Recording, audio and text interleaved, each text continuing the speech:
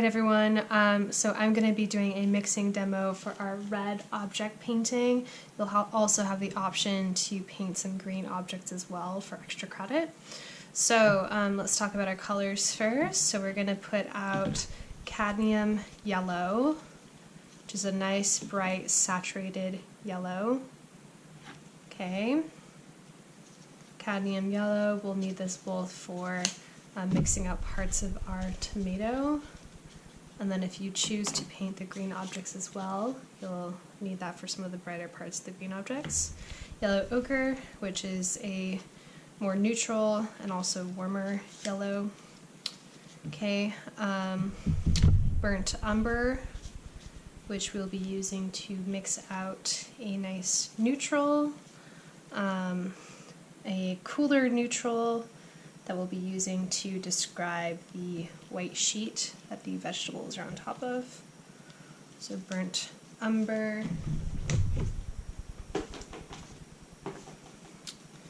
Cadmium Red, which will be for the warmer parts of our tomato. So the parts in the light, the midtones, will be that warmer red.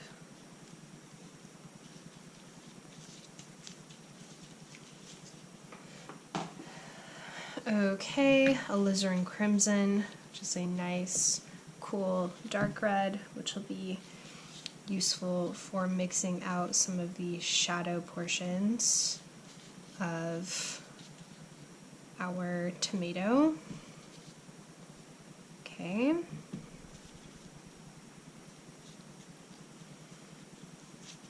All right. Ultramarine Blue. Again, it's going to combine with that Burnt Umber to make a nice neutral that will describe the white sheet. I put out quite a lot of Ultramarine Blue. You don't need to put out that much. That was accidental. Okay, and then Titanium White.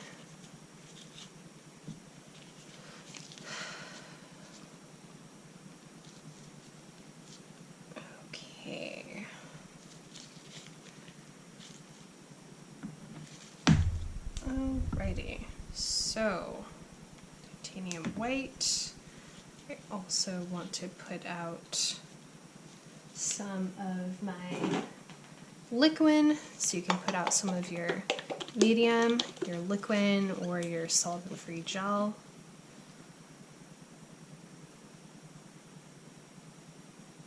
Okay, there we go. Alright, so we've got all my paint out, got my medium, palette knife ready, some paper towels nearby so I can readily wipe off my palette knife as I need to. Alright, before I start mixing, let's talk about the colors on our palette really quick and the way that I've organized them. So this is organized going from the lightest value into the darker value over here. Then I have my white just to the side. You can also see how value and temperature of the colors kind of play off of one another. So yellows, these yellows are warm and a very light value, whereas when you start to get into the darker side of the colors that we've put out, the Ultramarine Blue, very dark, right, an inherently very dark color. And then even so, if you look at the Alizarin Crimson, that is a red, but it's a cool red.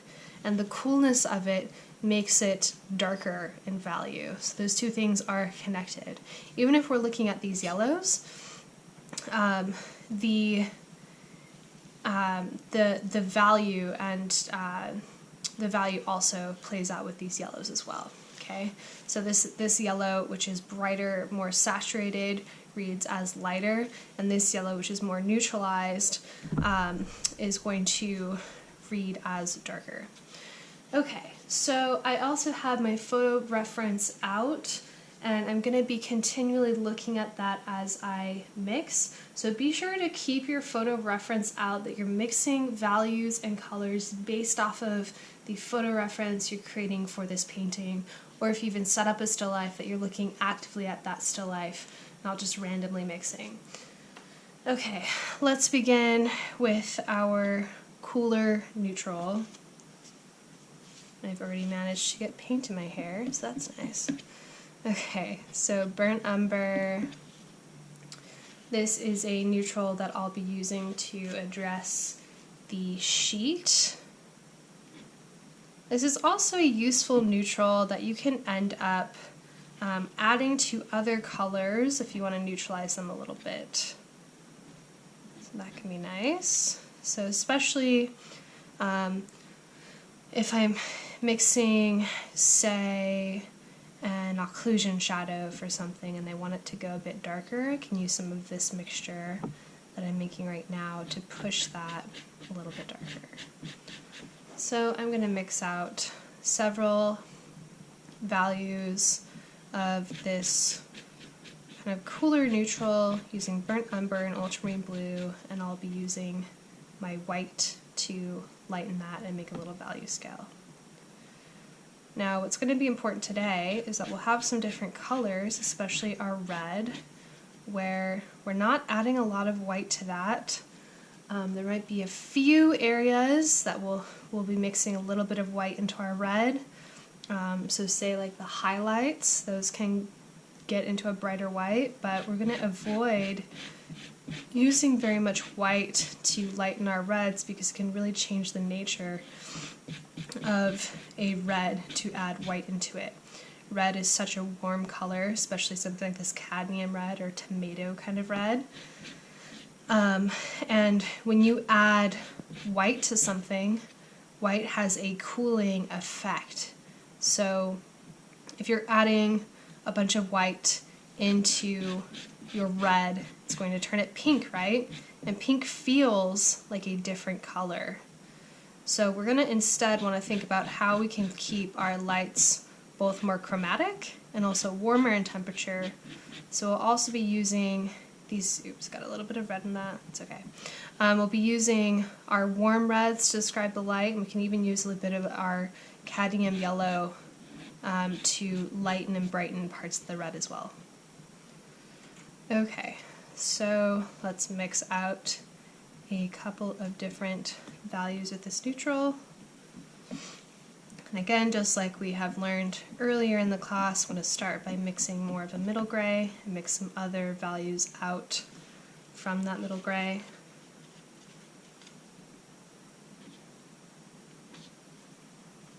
Okay. This is a nice cool neutral. Now it's also not too blue, it's still neutral, right? So neutral is kind of in between two colors. It's going more towards a gray, towards a brown.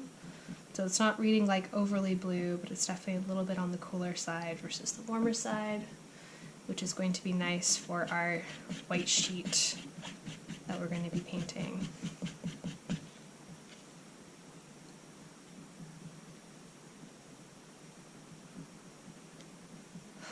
Okay, so let's mix out several different values. I want a nice little value scale here because there's quite a few values happening in that sheet. There's definitely occlusion shadows happening, cast shadows, folds in the fabric. There's areas of direct light and highlight, so I want to be able to describe all of those things readily, so I am mixing out all these different values for myself to use. Pre-mixing can take quite a bit of time, or it can feel like it, but it can also really save you time if you're mixing enough paint that you can just be using what you've mixed rather than having to try to remix things as you go along and try to rematch a color. That can be really tedious to try to do. So instead, if you take a little bit more time in the beginning, pre-mix your colors, pre-mix your values, and mix enough of them, it actually simplifies the process quite a bit. So it's worth the little bit of time investment in the beginning.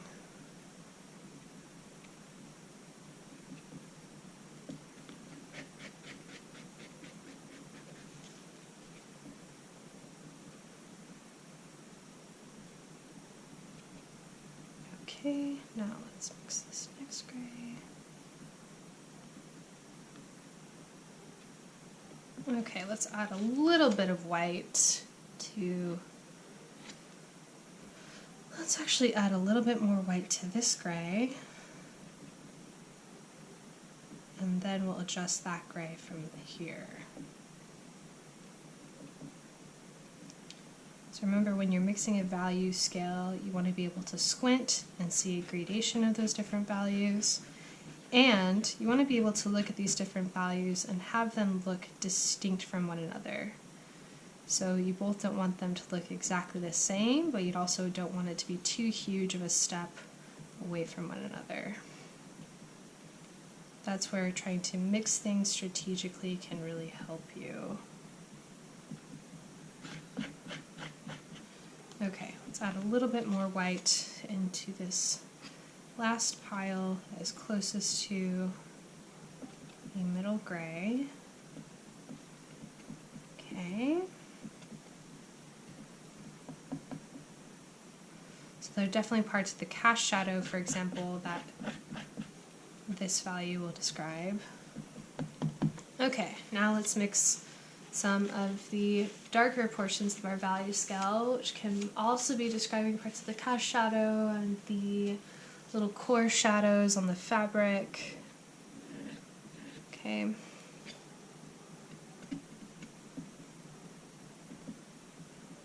Now remember to also try to mix things fully. And of course my phone is going off during a demo. That's fine. I'm gonna be super zen and totally ignore it. Okay, now I'm going to take this next little bit that I just mixed and use that to adjust this last one. Okay, there's enough of a little value scale for me to use for our white sheets and possibly to adjust some other values and colors. Now I'm going to begin by mixing the reds for our tomato, and then I'll be mixing some greens. Again, you'll have the choice to mix out either just painting the tomato, or you can also paint the tomato with some other green vegetables and get some extra credit. So let's mix our reds over in here, and we'll mix our greens in here.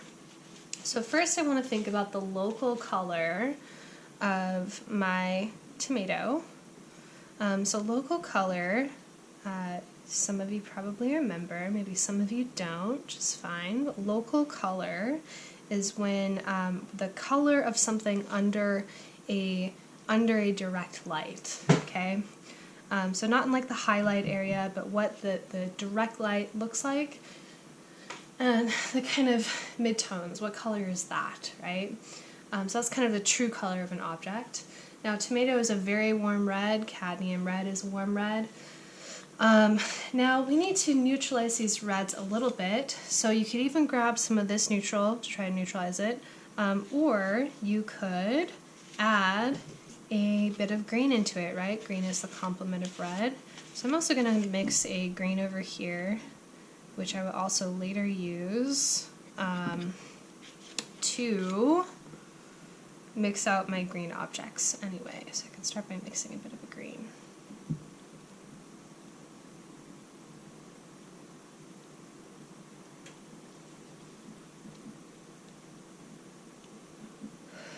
And I'm going to push our green maybe a little bit cooler.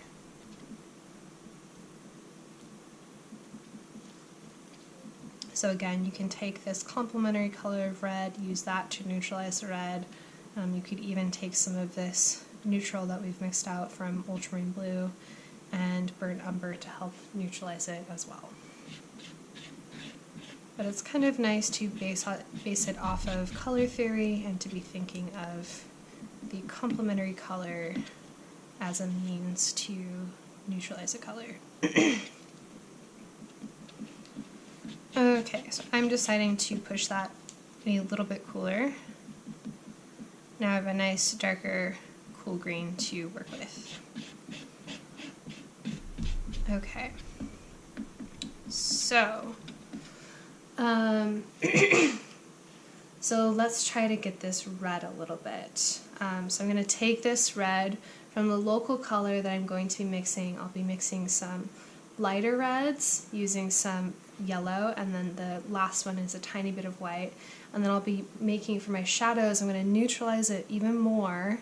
And I'm also going to add alizarin crimson, which is a cooler red, darker red, okay?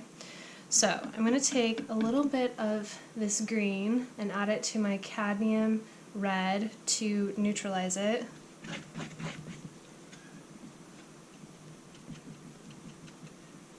Okay.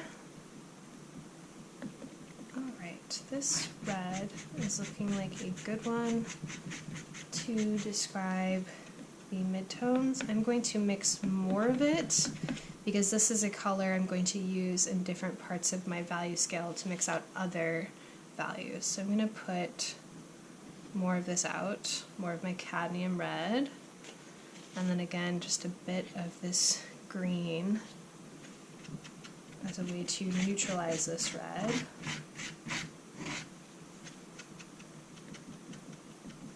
Okay, and on this tomato especially, you can really see if you're looking at your photo reference that when it gets into the light, it gets warmer, it gets more yellow.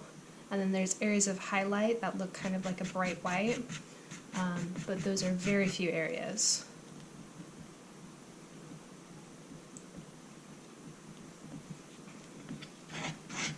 Okay.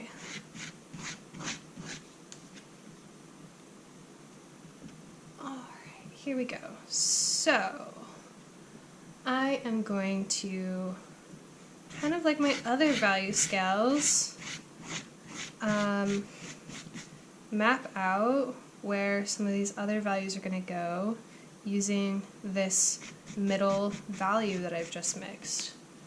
This is also kind of more of a middle sort of dark value. Okay, so I am going to need several darker values to create shadows. So like the core shadow, for example. There's even parts of this that sort of act like an occlusion shadow because the tomato has a cut in it. There's not a lot of light getting in there. Okay, and then I'm going to mix out several lighter values as well. Okay, so let's also clean this up a little bit. Alright, so let's go into the darker end here. I'm going to both get some green, put that down, and I'm going to get some alizarin crimson. And if it looks too green, I'm going to add more alizarin crimson into it as a nice darker cooling red.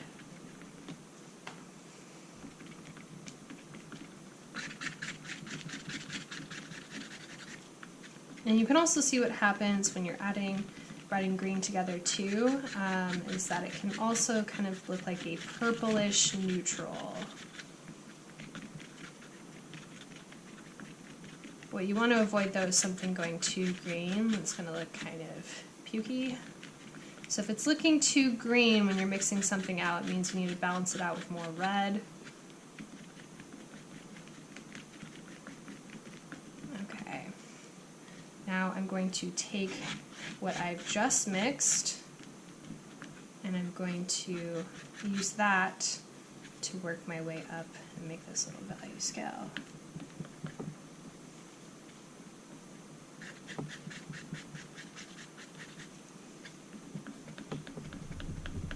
Okay, let's even make even more of this dark neutral down here.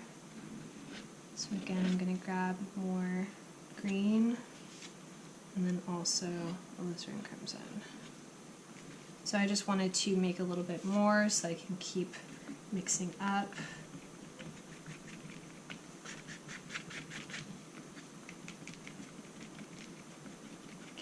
more green and more crimson to get it darker. So, and if it doesn't look dark enough on your reds, that means you need to add more of your darker bluish green and your alizarin crimson, which is a cool red. Cooling colors tend to be darker, right?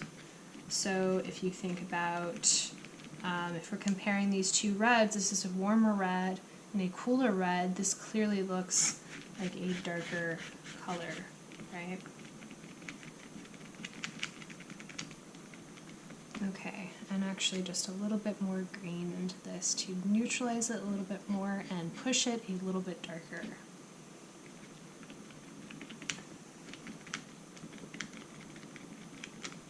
Okay, awesome. All right. So that's back to a nice dark neutral, but it's a neutral based in red. Is what we need when we're painting a red object, a shadow on a red object. Okay, so let's add a little bit more of this neutral into this one.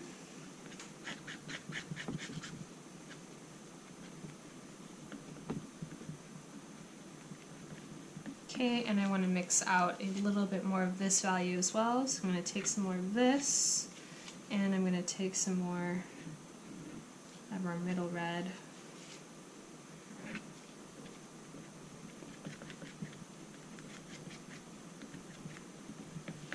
Darken it even more. So see, now I'm glad that I mixed more of that really dark red neutral.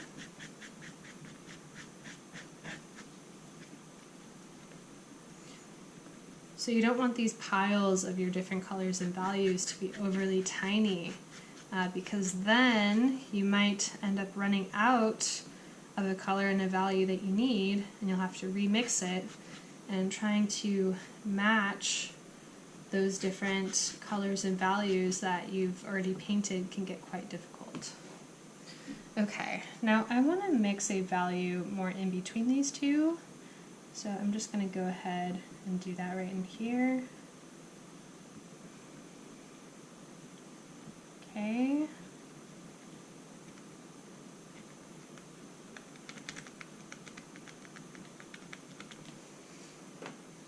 Right. Now let's adjust this one. So I'm just going to use what I already have on my palette knife. There's quite a bit of that warmer red in there, so that's going to mix a nice value, nice in between value. Let's add a little bit more of these darker neutrals into here. Push it a little bit darker.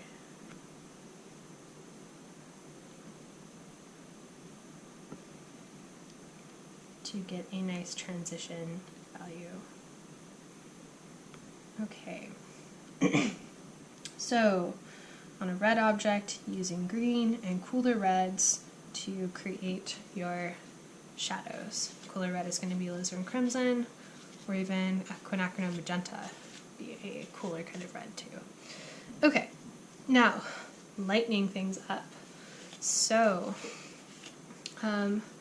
like I said, some of the lighter values of this red object, our tomato, go quite warm and kind of yellow. So I'm going to add into this lighter one, I'm going to add both some yellow ochre, I'm going to add some, this is a very brightening yellow, cadmium yellow, very bright, very light value, and I'm going to add a little bit more of this cadmium red to make it a little bit more saturated too.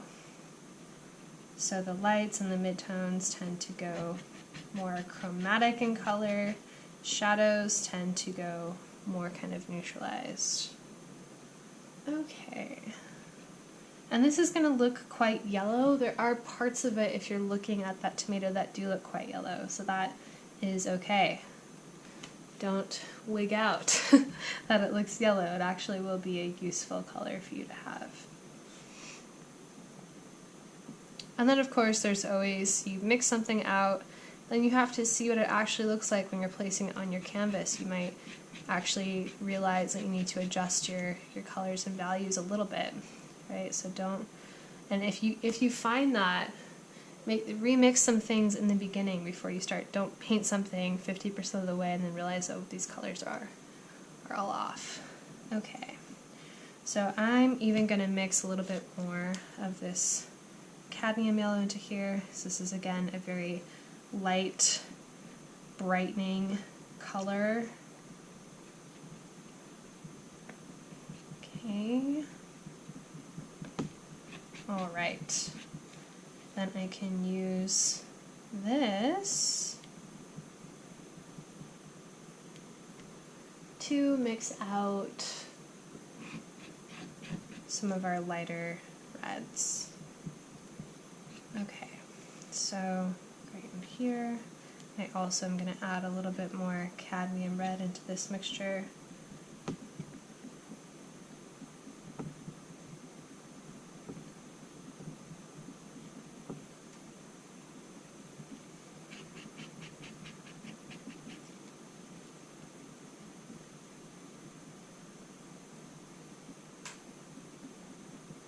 Okay, and then again I'm going to take some of what I've mixed, place it into that pile. I'm also going to take more of our straight up cadmium red, which is also going to be brightening this because this has been neutralized a little bit.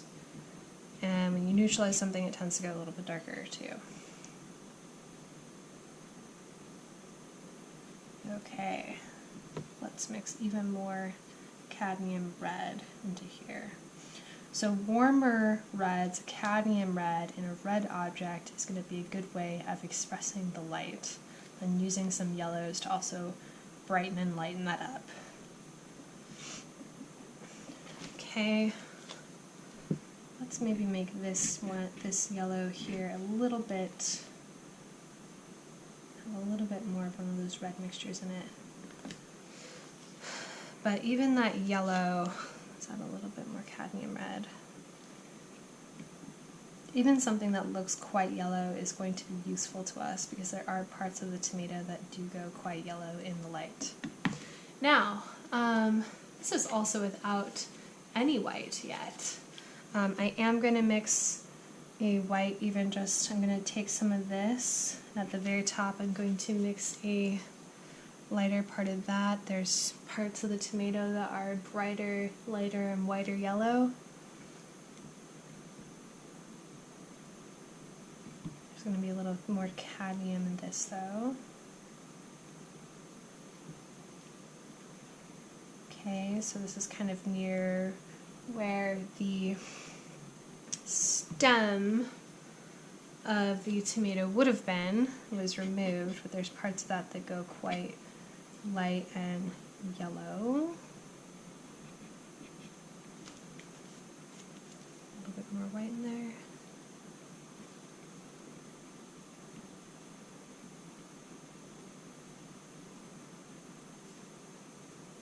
Okay, and I'm going to mix a little bit of red to the side.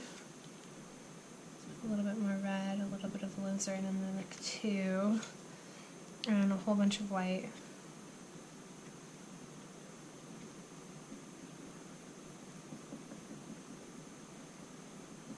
And even more white.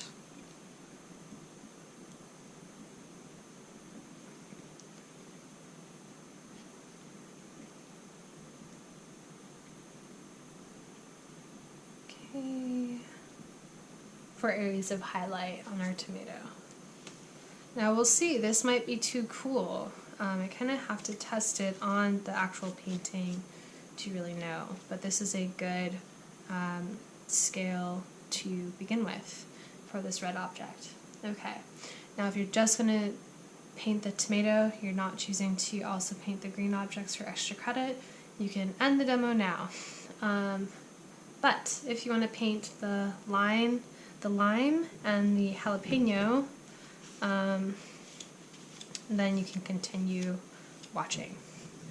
Alright, so This is actually a great green for that jalapeno. Let's mix even a little bit more of it. So a little bit more blue and a little bit more cadmium. Now, the jalapeno is a very cool green, so it's also darker, has more blue in it. Okay. Now, I'm actually going to take this, I'm going to move this down a little bit. I'm going to give myself a few more values going down for the light, but all of this object is fairly dark. Okay. Okay. So, and then I'm going to use this green, add a little bit of red into it, the complement of green, just going to neutralize this, and also push it a little bit darker. Now this is a red-green neutral, just like this, but this is a neutral that I obviously want to keep on the green side because I'm mixing it for a green object.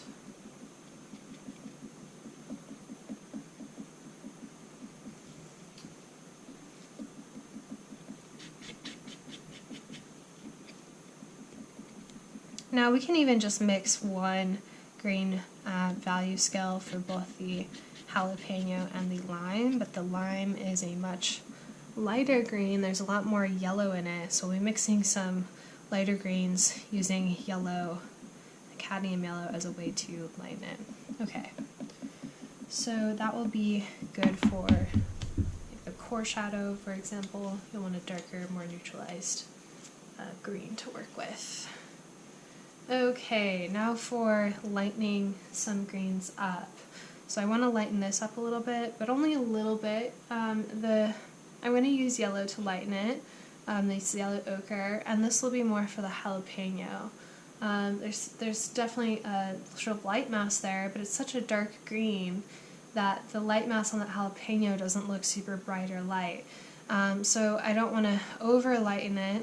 The yellow ochre is a darker yellow. It's also a bit warmer, which is a little strange, but it's a darker, more neutral yellow, and it's not going to lighten this green nearly as much as the cadmium yellow. I'm going to start off with a little bit, so I don't want to overpower it. Okay. Alright, let's grab a little bit more.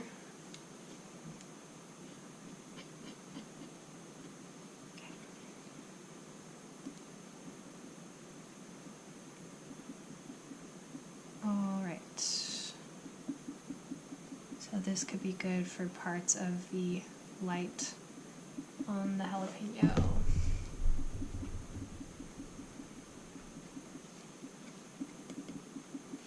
Alright, there's also a bright, I see at least one bright highlight on the jalapeno. I can put some over here. Now remember, a highlight is where the light is reflecting back at you, so the light source is reflecting off of the object. So it's a direct reflection of the light source. It's very bright because of that. Probably even more white. Okay. There we go.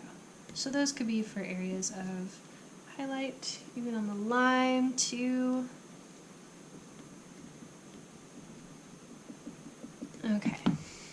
Now, let's mix some even. Now we can even mix, before I move on, let's mix something kind of in between this green and in between this green. So we're going to mix these two together and get a step in between.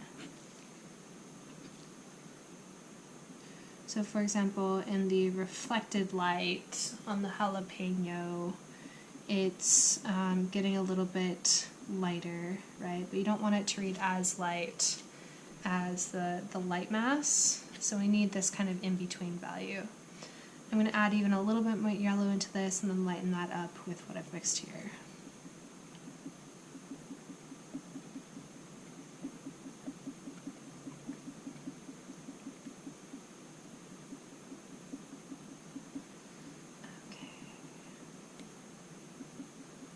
So take that, adjust this too. Okay, got some different subtle lighter values. Now, the lime is kind of a different story from the jalapeno. It's more of a yellow-greenish object. So we're going to take more of this set, and it's more chromatic. We're going to take this more chromatic, lighter yellow, cadmium yellow, and use that to create some lighter greens. Now I'm going to mix some lime values right here. I'm even just going to start by mixing more of a yellow-green in here. I'm going to get a little bit more of the blue.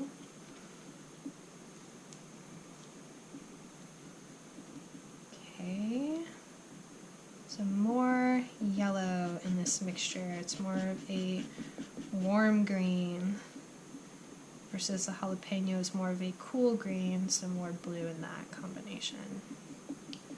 But for the lime shadows, you could still use some of these other greens that you've mixed out. Okay, so let's actually take this, put a little bit right there, but then let's move it down to here. Okay, and I'm going to actually add a little bit more of this blue-green in here to this mixture.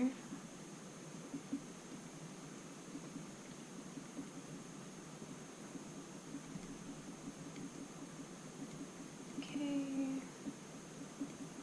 This could still be parts of the lime's light, but in that light mass I see both a lighter green that is going a little bit more blue, and then a lighter green that is going quite yellow. I'm going to scrape this up and add it over here. Okay, now I'm going to take some of this, put a step down, and actually put in one last step. Okay, and I'm going to grab some yellow and mix some really bright yellowy greens to express the light in the lime.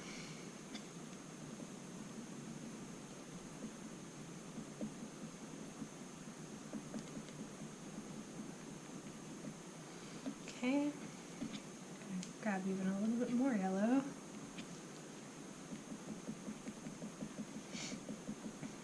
Okay, so again, on a warmer color, even a green, which can be a warmer color because it has yellow in it, that yellow can be used to lighten it rather than white.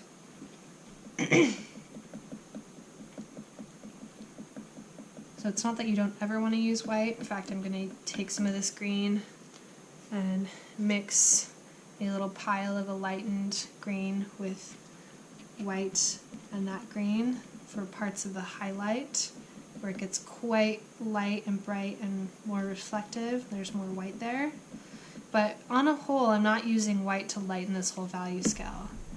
It just depends on the color. If you're working with a blue object, that's going to be different because blue is already a cool color. So when you're adding white to it, which has a cooling effect, it's not changing the whole nature of the color. Whereas reds, if you're adding a bunch of white into it, it's going to look like a different color. It's going to look like pink. Okay, so we have mixed out stuff for our tomato. We have mixed out a neutral to address the sheet. Might even mix a couple of lighter values for this neutral too. And we've mixed out a bunch of greens, which could address our green objects. One more thing that we'll want to do is I'm going to mix a kind of warmer version of this.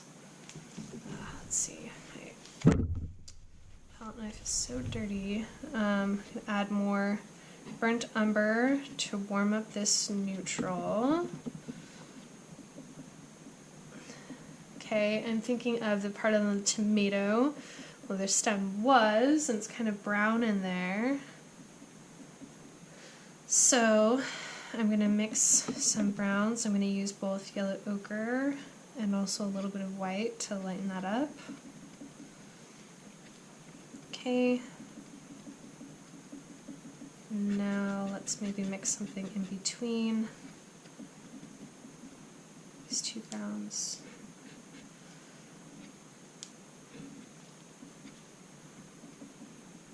Okay, so I'm going to lighten that a little bit more with yellow, this one.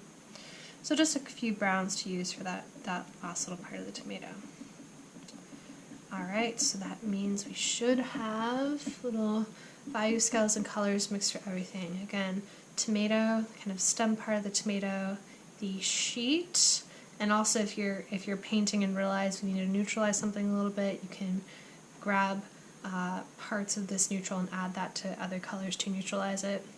And then our greens for our jalapeno and our lime. So that's it for this mixing demo. Have fun and just email me or set up an appointment for a video chat if you have any questions as you're mixing.